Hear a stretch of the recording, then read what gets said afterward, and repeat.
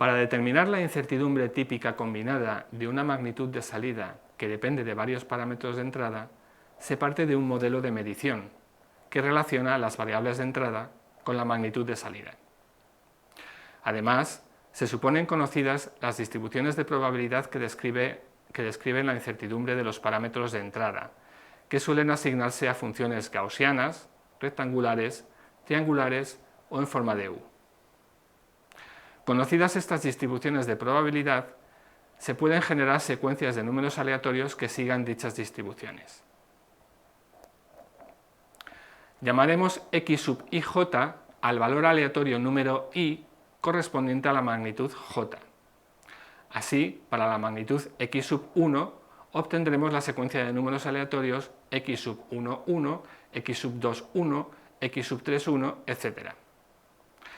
Estos valores tendrán un valor medio dado por el valor esperado de la magnitud x sub 1 y la desviación típica correspondiente, siempre y cuando el número de valores de la secuencia sea elevado, para evitar que se produzcan sesgos. Para la magnitud x sub 2 generamos la secuencia x sub 1, 2, x sub 2, 2, x sub 3, 2, etc. y así sucesivamente. Cada subconjunto de valores con índice i para todas y cada una de las variables de entrada constituye un evento. A continuación, para cada evento se evalúa el modelo de medición obteniéndose un valor de la magnitud de salida y sub i. Esta evaluación debe repetirse tantas veces como el número de eventos, es decir, m veces. Se requieren del orden de 10 elevado a 6 eventos para obtener un intervalo de confianza del 95% en la magnitud de salida. Finalmente, tanto el valor esperado de la magnitud de salida como su incertidumbre asociada se pueden calcular directamente a partir de los valores de y sub i obtenidos. El valor esperado corresponde al promedio de dichos valores y la incertidumbre típica a su desviación típica. La desviación típica corresponde a un intervalo de confianza del 68% de los valores en torno al valor esperado. En ocasiones se requiere definir un intervalo de confianza mayor, del 80%, 90% o 95%. Para determinar estos intervalos se debe utilizar la función de distribución de probabilidad acumulada de los valores de salida.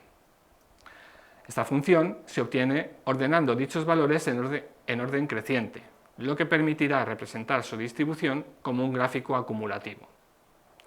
Este tipo de gráficos representa la frecuencia relativa acumulada hasta cada valor de la variable, es decir, el primer valor del rango tiene una frecuencia 0 y el último tiene una frecuencia acumulada de 1, es decir, el 100%.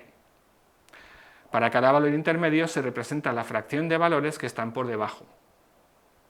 Se puede entender la función de distribución de probabilidad acumulada como la integral de la función de densidad de probabilidad.